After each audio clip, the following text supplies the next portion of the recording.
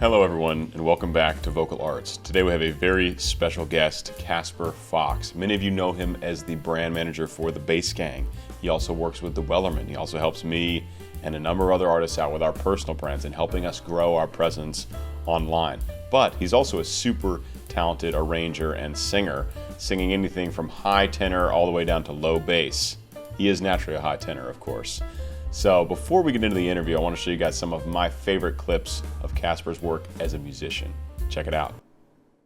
Yeah. Call me in the morning to apologize. Every little lie gives me butterflies. Something in the way you look into my eyes. I don't know if I'm gonna make it out alive. 'Cause this house of mine stands strong. That's the price you pay. A constellation of tears on your lashes. Burn everything that you loved and burn the ashes. No fair.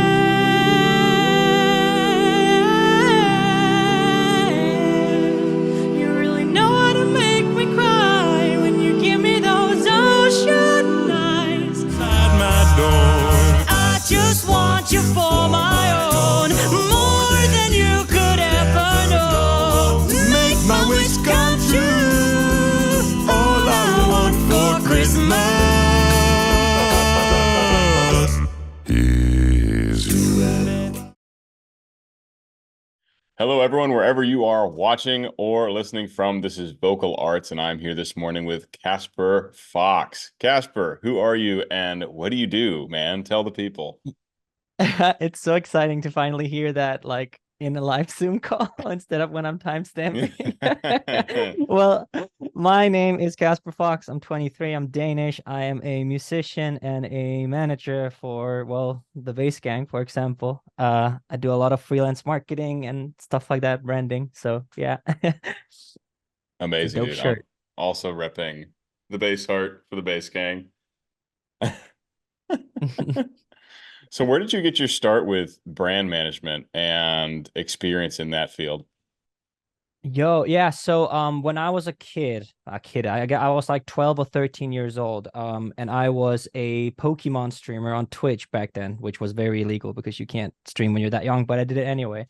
And a lot of my friends were having trouble starting out their like streams and stuff like that. So I kind of learned myself what was like popular, basically like an early form of SEO, keywords, brand management, stuff like that. I taught myself that over a few months, and then I kind of just helped them brand their channels to kind of reach, because back then Twitch was very easy to like, if you were only streaming on Twitch, you could actually, make it work. But nowadays, for example, you have to use other social media to get your stream running.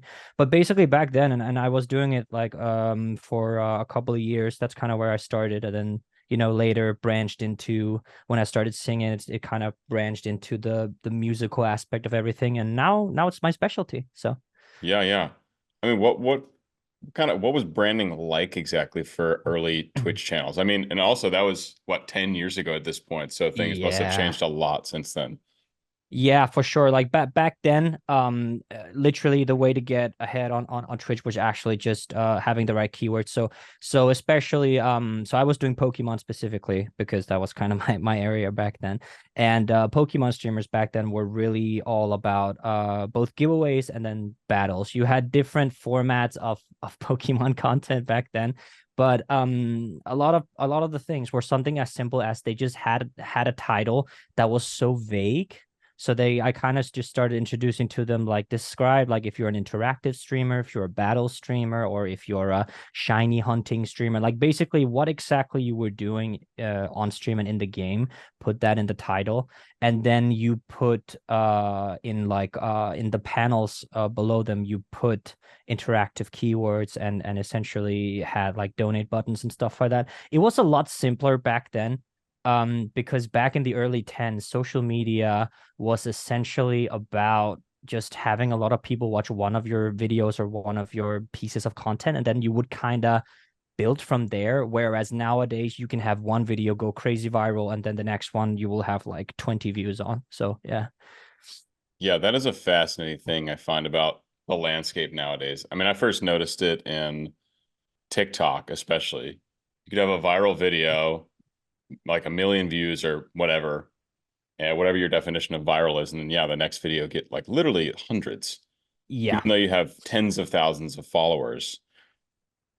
It's absolutely shocking. And that was always my experience with TikTok, which I think is what kind of pushed me away from continuing to post on there. Because it was so hit or miss, whereas it felt like YouTube was a much more reliable Yeah. source. For sure. Like TikTok is still very new. Like it is kind of the thing where you don't really lose anything by posting on TikTok. Like for example, if you're a brand or if you're some kind of company, stuff like that, that can actually make a huge difference. Especially you can see people like Bobby, for example, I don't want to say because it sounds kind of negative because Bobby's very talented and stuff like that, but he kind of got his start on TikTok and kind of owes where he is now to how he started on TikTok, if that makes sense. But he has been using it like he cracked it, because when these bass duets and these shanty duets started going viral back in the early 2020s and stuff like that, he took advantage of it like fully. Like on that aspect, he is a genius. And then obviously it helps having such a phenomenal voice as Bobby has, obviously. So Yeah, no, he really cracked the code on that one. For sure. I was just chatting him for an episode on here, and we were talking about our first episode together, it was kind of like just after he had gone Yeah. viral. I think not long after his like Halo theme, or maybe he did the Halo theme and then maybe had one more, but he only had like maybe 150 or 200,000 Mm. followers on there. Now it has like Yeah. 1.8 million. Yeah. It was And literally before the sea shanties. it's insane. I loved that episode. That was a really, really good episode. And it was also so fun to see because I remember watching that one. It's like 2 years ago or something like that, right? Like it Yeah, was I think more than even that, yeah. two and a half Yeah, maybe. it was crazy. Yeah.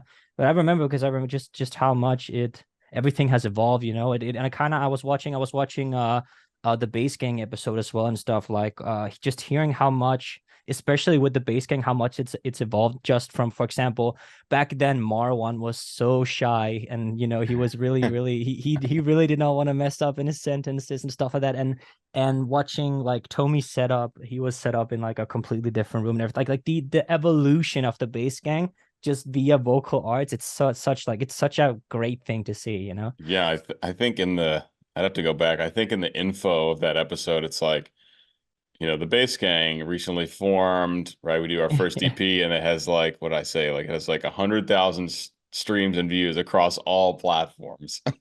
Now it's millions. Millions and millions. Yeah, I think Yeah. our YouTube channel alone has like 6 million or something now, and streaming's probably as much as that, if not more. Yeah. Yeah, it's absolutely crazy. So, as far as what you do for the Base Gang, now that we're on the subject, brand management, what is kind of how do you approach the whole thing now in today's landscape where you do have all these different forms of social media and the Base Gang's a specific kind of thing, a pretty unique thing really Yeah. that we're trying to show the world. Yeah, the great thing is that over the years of doing like both like as a brand manager and just branding in general, the number one thing you kind of want to pay attention to is like the connections you make along the way, because people you've met like a couple of years ago may be crucial now. You can see with Hooked on a Feeling, for example, how that ended up. So I've essentially kind of just been using what I've learned in like in the years I was doing branding, and then now, because as you say, the Bass Gang has a really unique thing going because there is no other group out there with like just pure bass singing, like everyone has like, surely there are a cappella groups, and Home Free has like their bass end with Adam and Tim and stuff like that, but there isn't a bass group like the Bass Gang. And we and branding that is really really nice, both as like it's a great opportunity for me to be able to do this. I really love branding the Bass Gang because people are so used to hearing all the pop tenors. There's no bass singers in mainstream music. Like there's absolutely no one. There's a baritones here and there, but it's very rare that they ever go lower than like the third octave. And having this bass approach both to the music, but also then that you can actually market it, has such high value with the trends that keeps continuing to grow, because it started, like, I'd say a really really big step for the bass singing community, or whatever you can call it, is that these shanties started blowing up. And then you have people like Luke Taylor and Bobby and Eric Holloway that all started, becoming these huge characters on social media, especially on TikTok, and that kind of made people lean towards more. Well, we've been listening to these mainstream pop things, these tenor voices for so long. Let's check out the other aspect, the other spectrum of it. And those are kind of the people I'm trying to reach when I do promote the bass gang. And it's especially when we're doing these I don't want to say traditional, but these like traditionally rooted songs, like for example recently If I Had a Heart, when I was doing makeup and costuming and stuff, like concepts for that for you guys and Ekaterina. It was all about capturing the people who might be very fascinated with this culture and maybe very fascinated with stuff. So it kind of comes down to each individual project that you do with especially with the bass gang, because there's a huge difference between If I Had a Heart, for example, and then you have a video like Bones, right? Whereas these two people, there's going to be like the traditional Scandinavian values and Viking enjoyment that people all over the world really like for this one. And then you have Bones, where maybe you want to reach the EDM party crashers, or maybe some people who would enjoy a bit more upbeat and newer versions of a popular group like Imagine Dragons. But the great thing about the bass gang is that there is a common factor, which is you can always do, there's traditional here, there's upbeat here, but bass singing, one thing that brings it together, which means that when I brand you guys, it's not about the song itself. That's more in the kind of outer circle spectrum of it when we're trying to reach new people. But there will always be the I can't say that, the common factor with the bass gang, which is obviously the lower voices that people absolutely love. So basically trying to find people that obviously love and listen to music and love and listen to singers that are interested in bass singers or something Yeah. different from what's going on.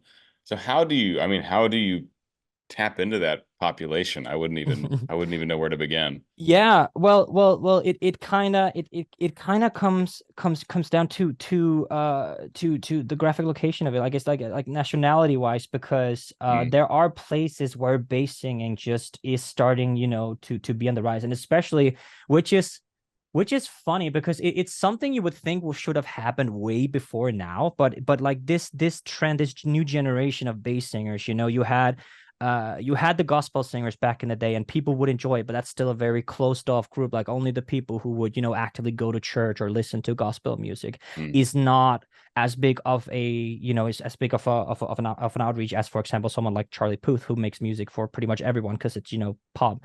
So tapping into that, you kind of want to go a couple of ways, because the adults that find the bass gang, I think it's a big chunk of those are actually kids showing their parents these new generation of bass singers. You can see stuff like the Bass Singing Nation and all these younger bass singers who are all under the impression that because they can't sing high, then it's not going to work music wise. That was the mindset, especially back in early 10s, back in early 2000s, that if you were a bass singer, chances were you're not going to make it in mainstream pop. And now groups like the Bass Gang and singers like Tim, Avi, Matt and stuff like that are proving that wrong. So tapping into it is actually just hitting it off with the youth, and then kind of like my aim for the bass gang, especially when I'm branding you guys, is for you guys to become this kind of like not a selling point, but kind of this point come across that you guys are a lot of like you are 4 bass singers and you are making it in mainstream pop. So it's about tapping into the younger generations with releases like Bones and releases like If I Had a Heart. And then you have these older, like for example, Mad World and Blue Christmas and stuff like that, which appeals more to the older generation, especially because it is older songs, and the parents of whoever we are reaching out to will hopefully check more stuff from you guys because they're fascinated with the lower voice that they're not used to hearing in mainstream pop. And then that kind of like starts this rabbit hole spiral where it was originally meant for one of the youngsters, like a 14-15-year-old aspiring bass singer who shows this to his parents or her parents, and then well, probably his parents if it's a bass singer. But then it kind of reaches out, because most of your demographic when you're listening are between 20 and 30 years old, and those people are either very young parents or not parents at all. So you are reaching this group of people who are used to listening to this mainstream pop, or maybe even some aspiring bass singers like the one in the Bass Singing Nation. But it does kind of come down to either like release to release, or what kind of point we're trying to get across, I guess, if that if that answers it. Yeah, I think Hooked on a Feeling is another great one that Yeah, can reach the parents. That was such a big agreed. hit decades Yeah, back. especially with Um, Tim in it. yeah, with Tim as well, Mm. exactly. So getting to mainstream, because the bass singing for me still feels like a very niche kind of thing, Yeah, even though it's grown a ton in the last even like 5 years. It's grown a ton because of the shanties and the trends and the Luke Taylors and the Bobbies. There's a lot of for sure. exposure Yeah. to bass singing now.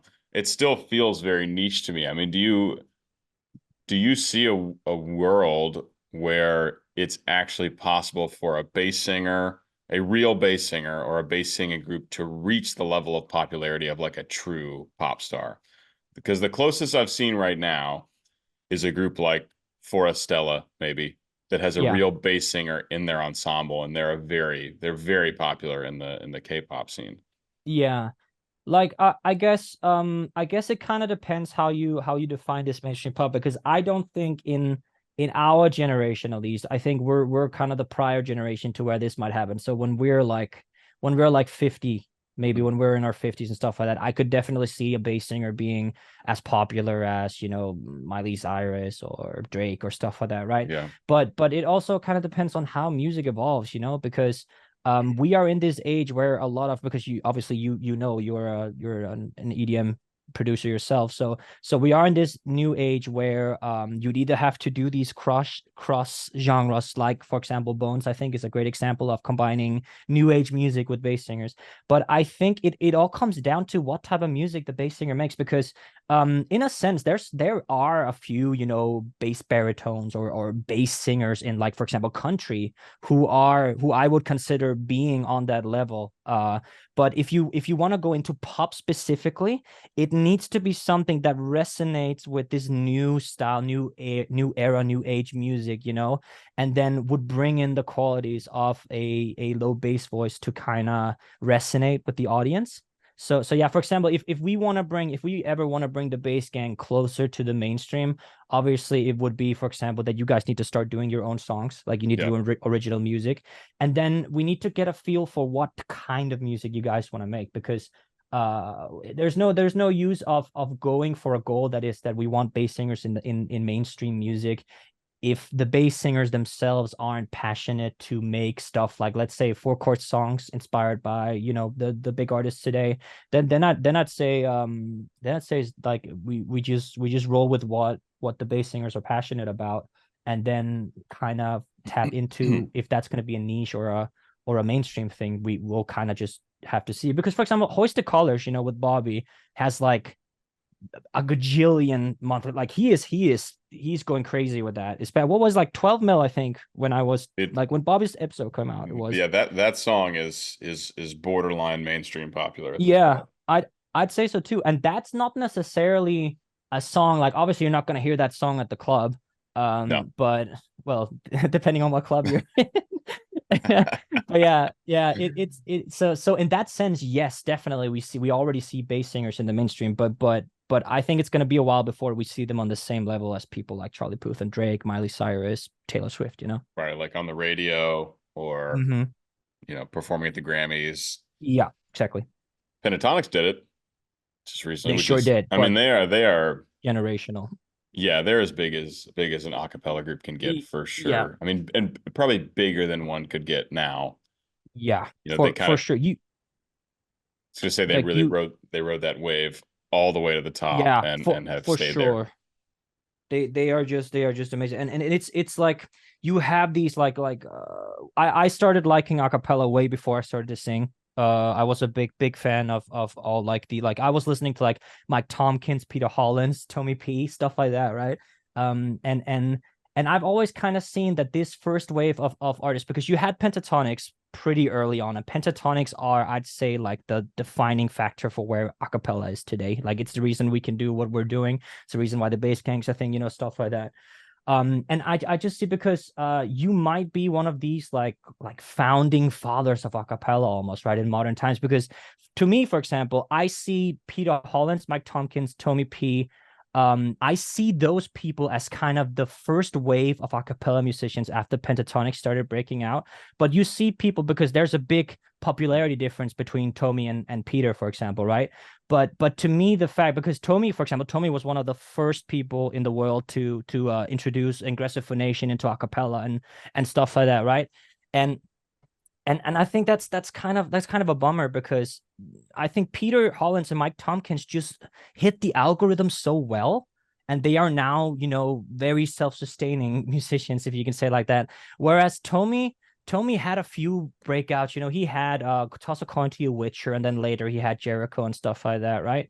But it's a shame, because they, like, none of them ever really made it into the mainstream like Pentatonics did. Like there was a big difference between that first original wave from PTX and then these, like, because it was like a few years after PTX started breaking out, that these guys kind of started getting up there, but they never broke it like Pentatonics. No one has done it as big as Pentatonics since then.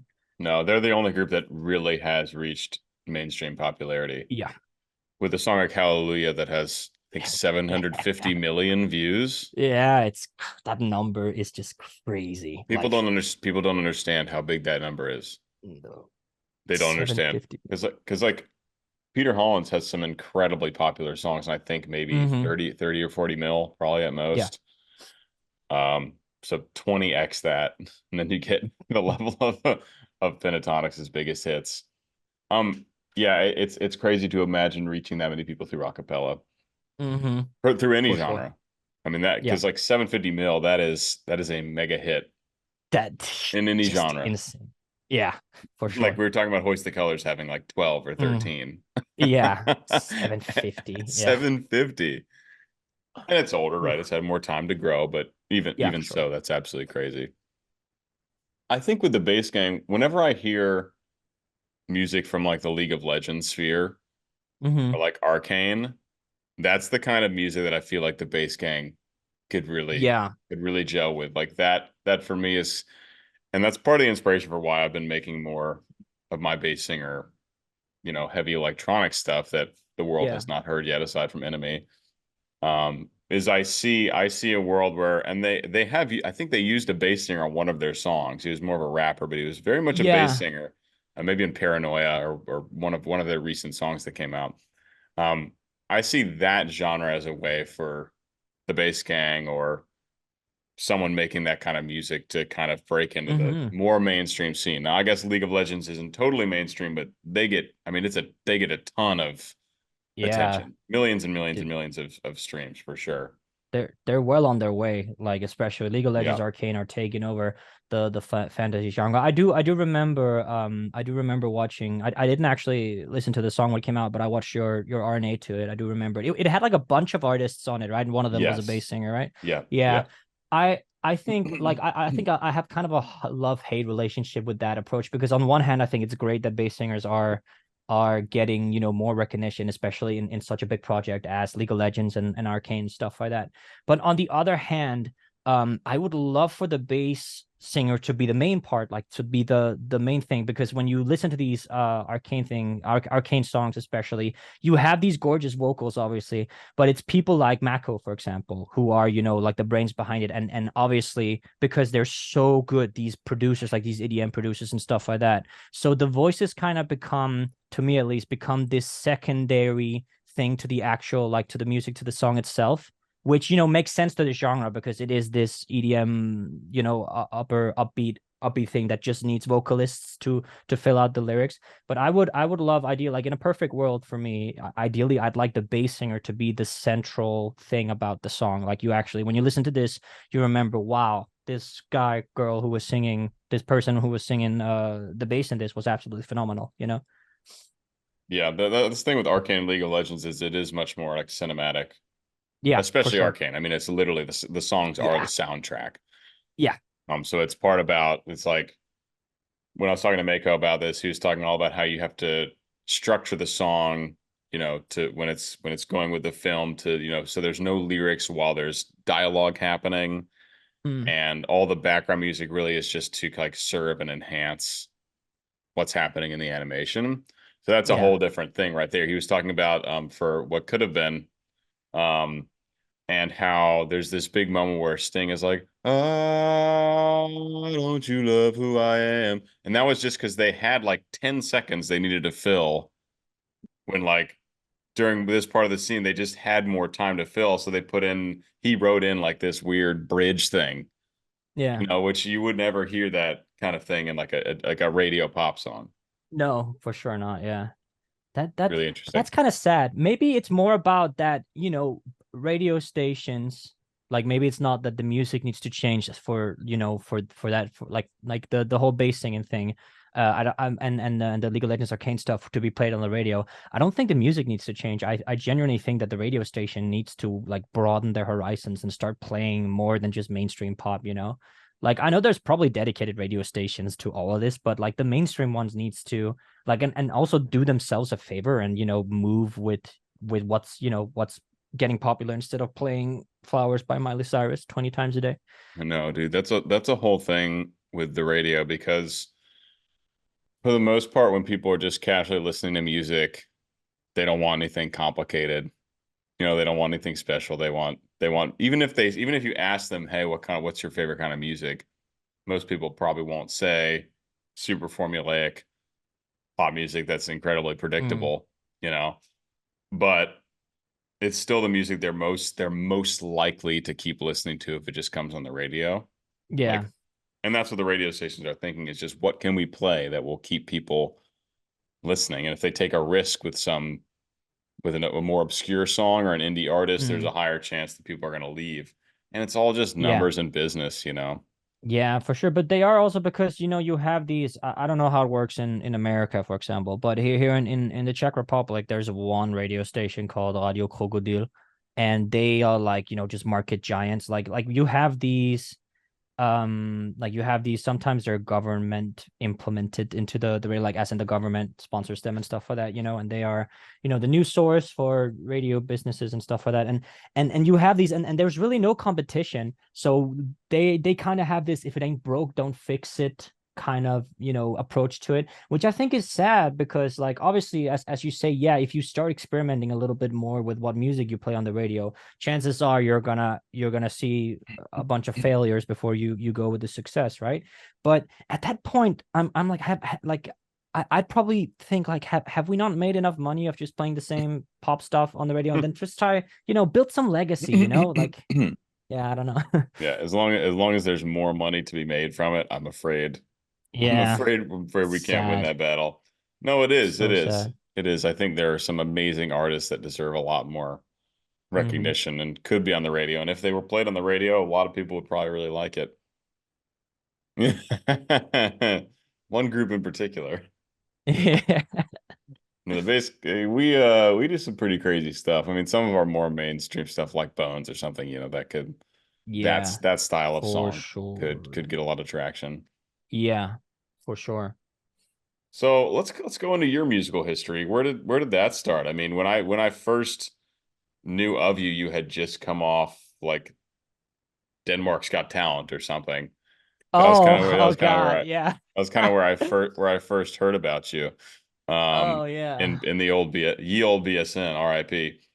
Um, Yeah. so like Oh where did your God. singing journey start? I mean, I assume you have been doing it since you were a kid. Well, no, I started singing when I was 18. So around Wow. yeah, I've been playing piano my entire life. But just like when I was a kid, we had a piano in the living room and I always played it and I learned to play by ear pretty early on. But singing was never like in the cards. I never really sung. Like obviously I sang for fun, but never, actively. And then when I was growing up and I started when I was like 15, 16 years old, I was watching these vocal range videos on YouTube all of a sudden, and these groups like Pentatonics and early voice play and early home free were all all over the place. And I saw this vocal range video by a guy called Tommy P about Pentatonics, which is still his most popular video today. Yeah. And I started kind of going down this Tommy P rabbit hole and followed him all the way. And I was like, oh, I was like growing up, I was like, oh, I really, really hope I get like a low voice when I grow up and stuff like that. And then I went to high school. Originally, I went to, well, it's called gymnasium in Denmark, but I went to what is kind of like a Danish version of high school. And at first, I went to kind of like a business-minded one. Like I wanted to just, be like my dad, be some kind of director or whatever. And then I was like, this kind of sucks. So I went to this other high school audition to become from the musical direction of it, I guess, as a pianist, and I got in, and that was kind of what I was doing. And then like a year in or something like that, when I was turning 18, our like teacher, like our band teacher, was like, Casper, can you try singing this? And then I sang it, and she was like, oh, wow, come to choir tomorrow. You're a tenor. We need those. And I was like, like, God Aw. damn it. Because I was so angry, because all my time I'd be like, oh, bass singers and Tommy P and bass singers and Tommy P. So I was so angry. But I then started kind of like singing, and in choir I would sing tenor, but all the other times I would spend, like in class, I would be sitting like do like just practicing low notes, practicing growl, and just kind of just developing lower range, lower range, lower range, right? Because I did not want to be a tenor. I wanted to be a bass so badly.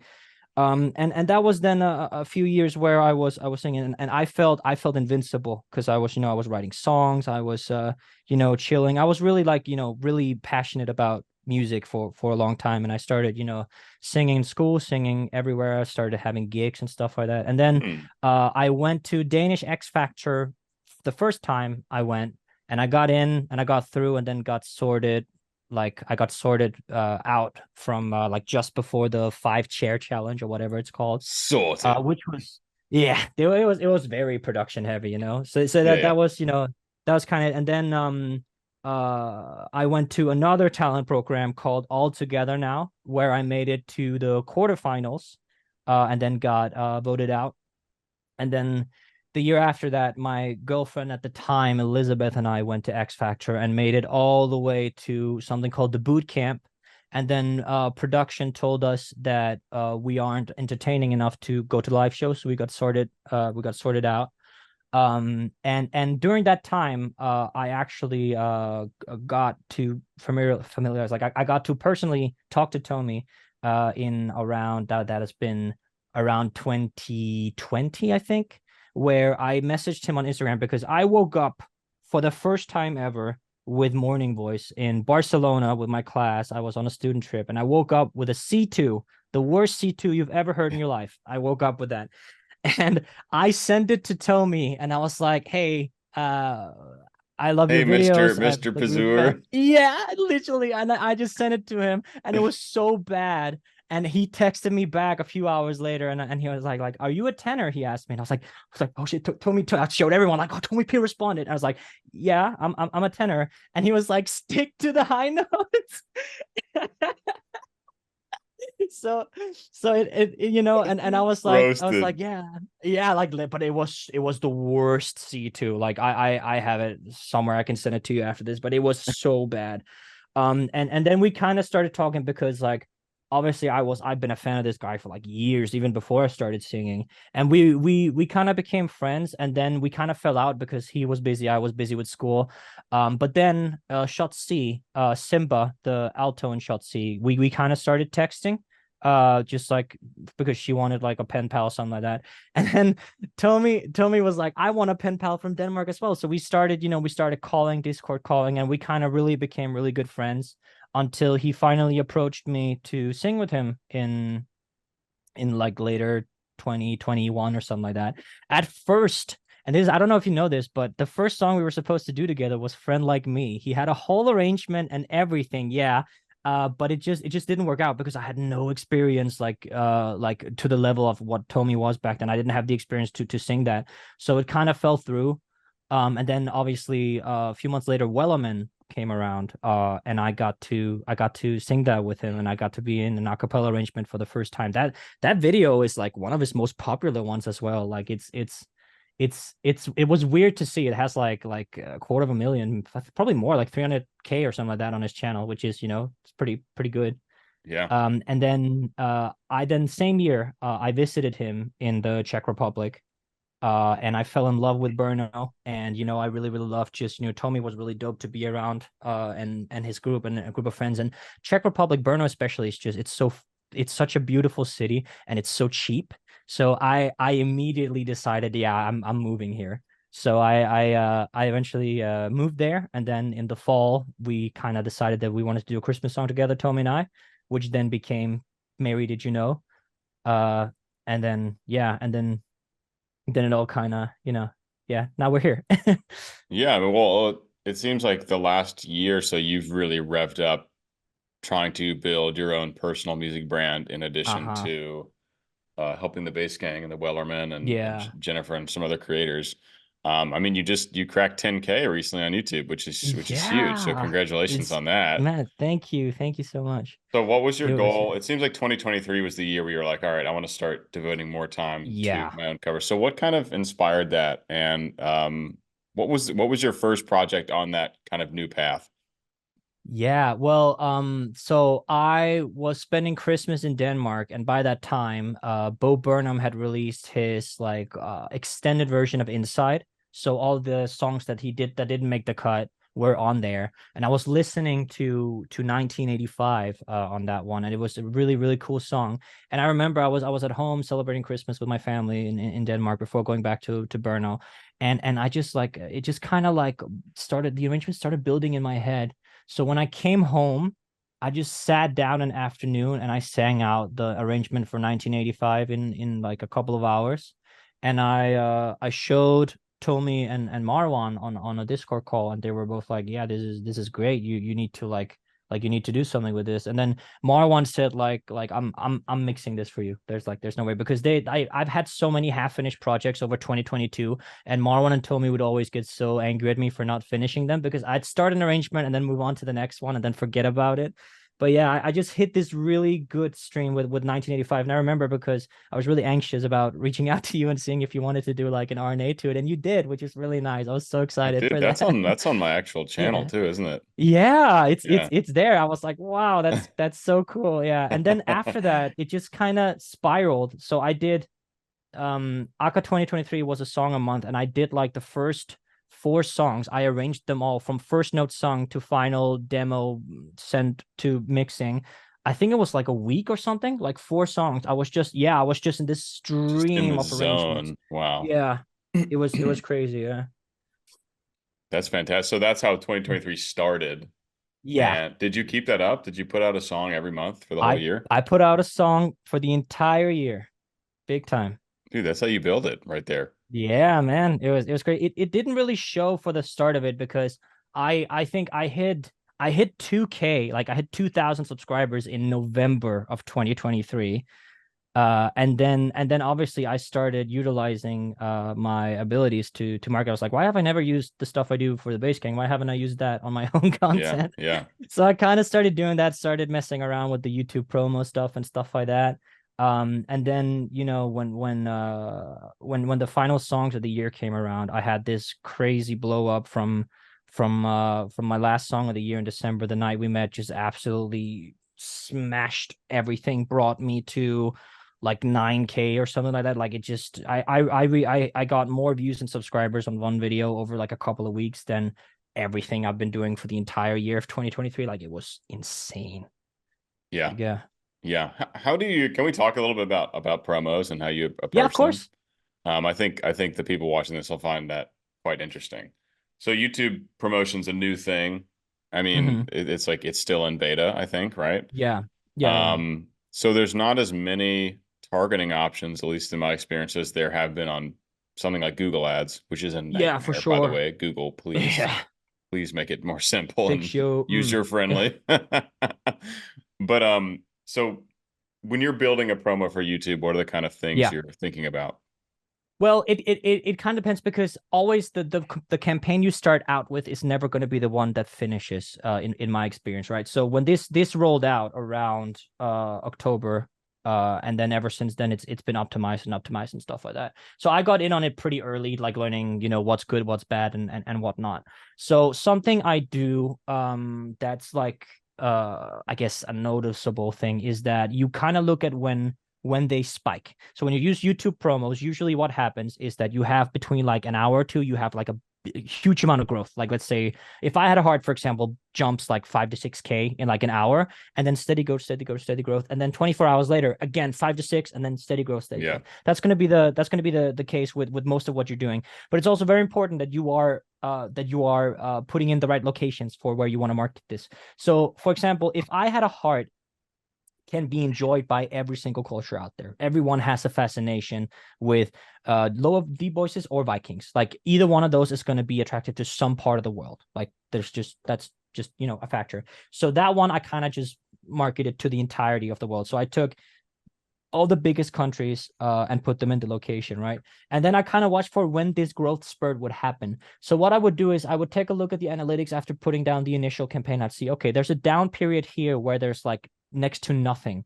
I want to see, I'm going to pause the promotion here because there's no reason between 4 or 5 p.m., for example, there's no growth. So there's no reason to run the campaign there. So what I do is I go into the settings, I pause the campaign for that hour, and then I resume it after, so that where there's more potential for growth, you actually have the money being spent there to promote where the potential is. Whereas I can see that between, for example, 4 and 5 p.m., there's no growth, so you pause it there. So I guess that's kind of one of the more notable things. And then it's just like getting a feel for what's happening both on the musical landscape, but also like where are Vikings popular right now? Like who had the most amount of monthly listeners to Shanty playlist this month, or where are the Wellerman popular? Where's Miracle Sound popular right now?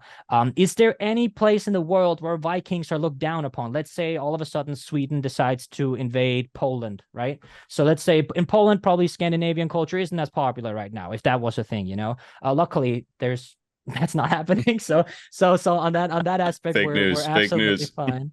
Yeah. So yeah, a lot of factors goes into it, because on the surface it does just look like you can put in an amount of money and then just pick random countries and just send it out and you will see results, which is technically true. You can definitely do that. But if you want, you know, the most out of your money from what you do for your campaigns, especially with YouTube promo, you gotta be more cautious about when you're promoting, where you're promoting, and how you're promoting. Do you think when it optimizes more, it will just not ever push the content during those down periods, and it'll get better about using the money? Well, I can't actually tell you, because the analytics from YouTube promo are so incredibly bad. I'm trying not to use bad words. So it's really, really bad right now because it's in beta. But from my experience and just like logically thinking, if there is, I'm using 4 and 5 p.m. as an example here, that might not be factual, but between 4 and 5 p.m., if there is nothing there, then just let organic growth take care of that time period anyway, because it is not worth the money having like 20 views in an hour. Like you might as well just turn it off there and let someone else deal with it. But yeah, it's basically just about looking at the graph, seeing if they're like that line needs to go bunk and then steadily up and bunk. And if it ever stops doing that, that means you're promoting wrong. Okay, interesting. And as far as, because I know on YouTube promo you can change the title and you can change a few other things with the wording. How do you approach that? And what did you actually do for If I Had a Heart? I haven't seen the ad. Yeah, well, If I Had a Heart, the most important part was having Ekaterina's name there and having the Vikings one there. So I didn't change much. Like I didn't change much because the keywords in the original title were already great. Yeah. It's more if you have, for example, I have a cover of Lion Sleeps Tonight. Like that cover is as cool as a cucumber. And it has it has Tommy and Marwan in it, right? So what I did was that I actually changed it so that it had keywords relating to the Bass Gang and Marwan and Tommy in there, which really helped the campaign I ran for it later on.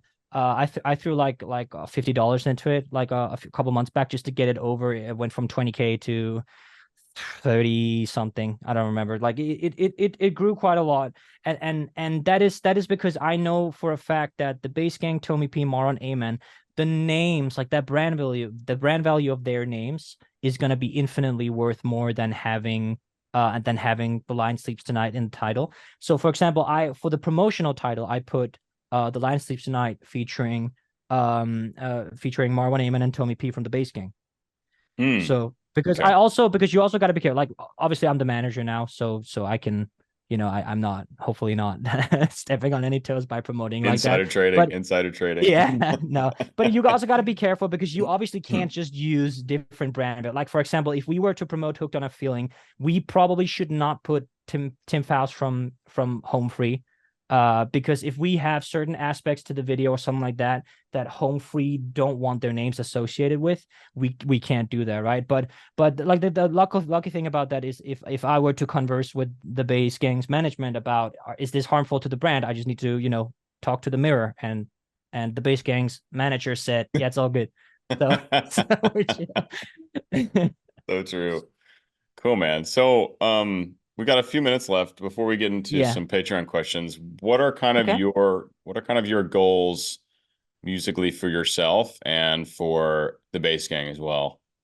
Oh yeah. Well, Like 3 to 5 year goals. yeah, I want to be a full-time content creator at some point. But I also want to, because I've turned down a lot to stay with the Bass Gang. A lot of jobs I've turned down because I really, really love the project, and it's something that I've kind of been with from the start. Like I missed a year, which is, on the big aspect of what we're doing isn't that much. I want the Bass Gang to be a household name, not just in a cappella, but just for low voice singing. I want the Bass Gang to be up there with Tim and Avi. And we're well on our way, I'd say. I Yeah. want it to be, some of that. I want the Bass Gang to be moving away from covers at some point. I want the Bass Gang to be original music. And I want you guys to break into the mainstream at some point. But it's too early to put out originals. We still need a few years of singing Yeah, covers before I we agree. get to that. Yeah. For me, I want to be able to, like, I don't necessarily want to be like, this giga famous singer, YouTuber, whatever. I just kind of I want enough to put food on the table and do what I love. That's kind of just, I don't want what I'm doing to feel like work, if that makes sense. That's just it. And then I just want that when I leave this world at some point, I want there to be something like when someone says my name, they be like, oh, the guy, the acapella guy, the something, Yeah, like, yeah, I want to leave a legacy. wonderful. All right, let's get into some Patreon questions. I don't even know what people Yeah. ask, so let's see. I love this part. Okay, this is from Nora. Oh no. A couple from Nora. I know usually Nora has like these super harebrained questions, but these actually Yeah. okay, one of them's a funny comment. All right, the first one is, Okay. what are some of your favorite moments from the Brno trip? Oh my God. I think some of my favorite, I think the funniest we've had, I definitely think Friend Like Me is one of my favorite things. Like that night, it was so Oh, much fun.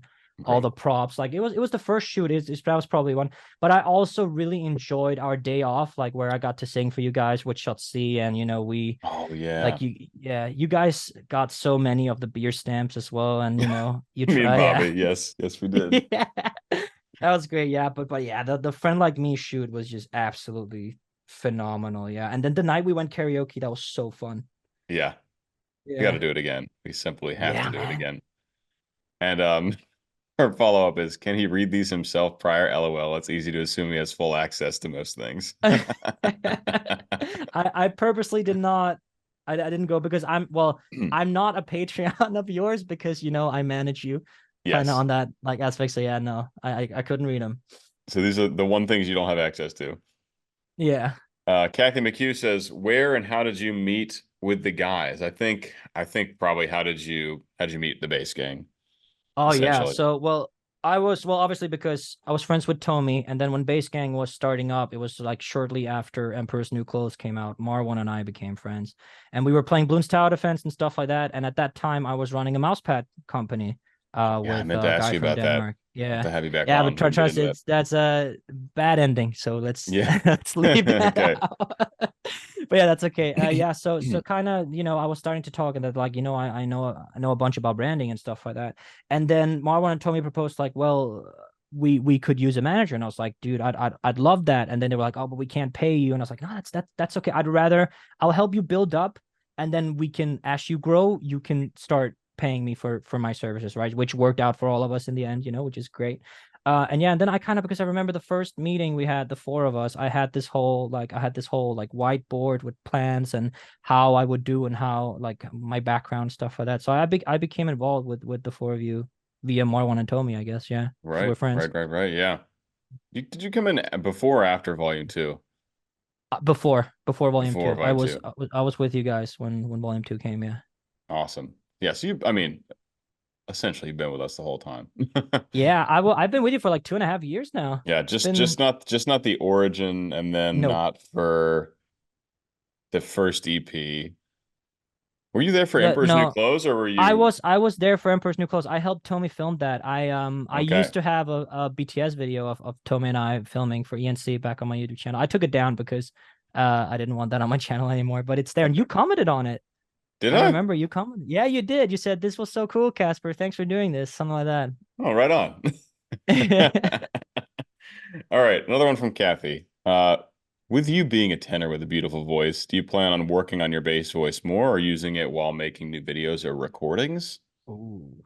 Well, I think as far as as far as bass vocals go, I think I might have hit. Well, I because I don't know. Like I'm still relatively young. Like they say that you go through two voice changes sometimes. So maybe at the end of my 30s, I'll get a little more baritone. But I tend to not sing bass unless it's in the morning because I can get like quite low in that aspect. So I think I spent as I said I spent the first part of my singing career developing my lower range. So I'm probably focusing more on general sound and my tenor from Yeah. now on at least. Which is phenomenal. All right. Then we have a couple from Amanda Knott. Um, when did you discover you could sing and how did you nurture that skill over the years? Well, I think yeah, we kind of covered it. It was my choir Hmm. teacher asked me to sing something, and then she was like, "Yo, come to choir practice," and then I did, and then I sang, and then I kind of just sang every single day, and then when it started hurting, I stopped. Yeah, and as far follow up to that, I usually ask the singers that come on here, like, have you ever had like a very structured plan for your singing and specific things to work on each day? Like when I approach opera, which is obviously as specific and training essential as it gets, there's like very specific moments in songs or very specific Mm. parts of my voice that I work on for a practice session. Have you ever approached your singing like that, or is it more just like I'm gonna sing and sing a bunch of different songs and like work on your voice through singing songs, essentially, as opposed to like vocal exercises? Yeah, like I never had any structured approach because like I've had one vocal lesson my entire life, and it was actually with Jennifer last year. Oh, really? That's cool. Yeah, it was because she like I do some branding for her on her YouTube channel as well. And there was one month where I was like, so how much is a lesson? And it was around the same as what she pays me. And I was like, can I get a lesson instead of my payment this month? She's like, yeah, sure. So I got some tools to work with because I really want to watch out for my voice because I try to like back in school they taught us to like, you had to sing with your stomach or something like that, right? Diaphragm, So I probably. try to really, yeah, that one, yeah. I really try to do that. And then my approach is just that I sing, and if it like hurts, or if I can feel that I'm singing from here, if that makes sense, I stop, wait a few minutes, and then I do it again. And if it's the same, I just don't sing that like Yeah. particular. But other than that, no, I don't really have an approach to it. Cool. So, general overall with a few safeguards put in there. Yeah, I guess. Cool. And okay, last question, another one from Amanda. How do you balance all the different projects you're involved with as well as your own stuff? That's a great question for you because you wear a lot of hats. I do a lot of stuff. Yeah. Well, Yeah. I sacrifice a lot of sleep, I guess.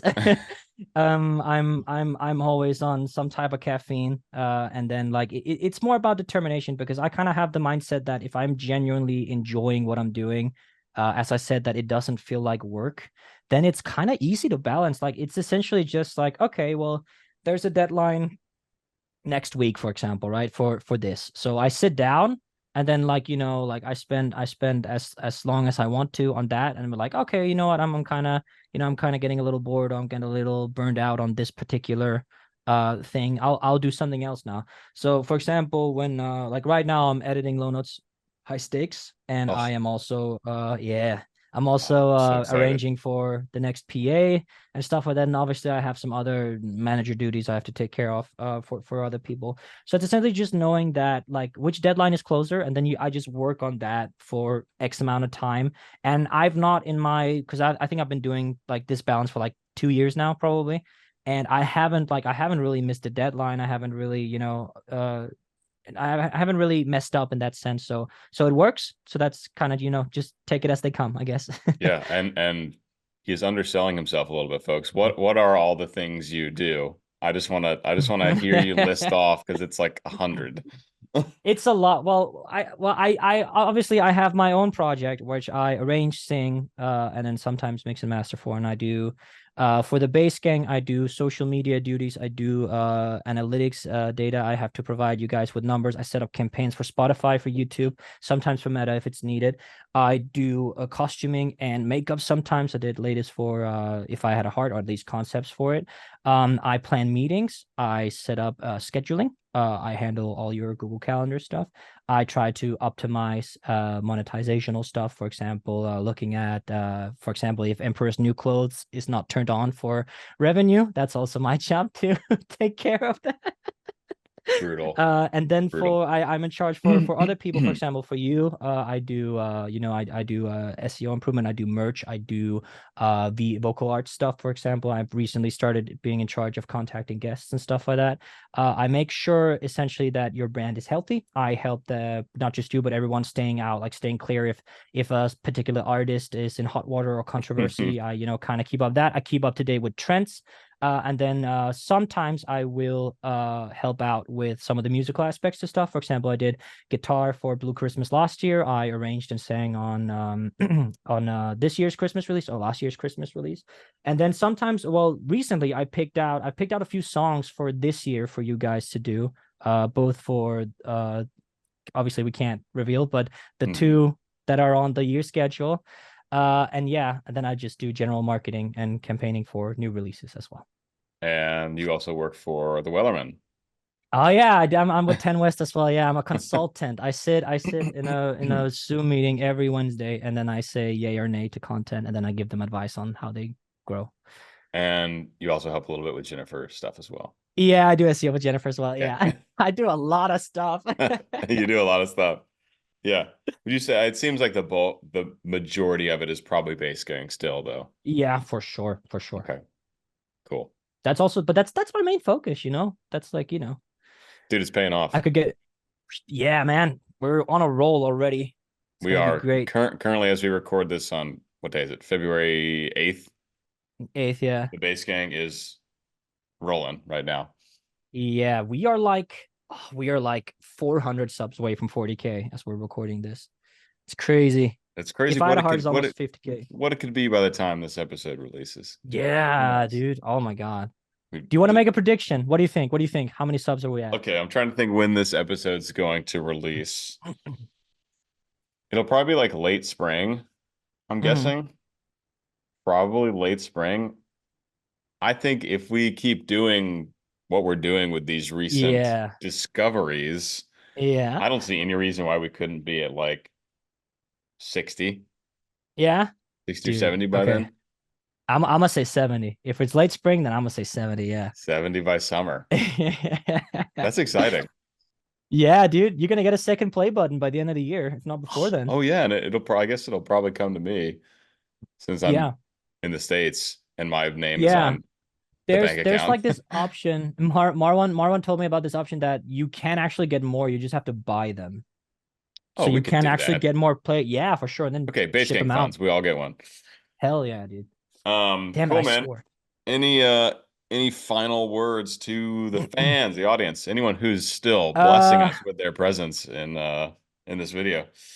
I want to say at this time, I would say I hope you enjoyed Low Notes High Stakes. I spent a lot of time making that because that will be out for months by then. Yeah. And then thank you all for your continued support of the Bass Gang. We appreciate it. It's really, really nice. And Peter, thank you so much for having me. It was a lot of fun to talk to you.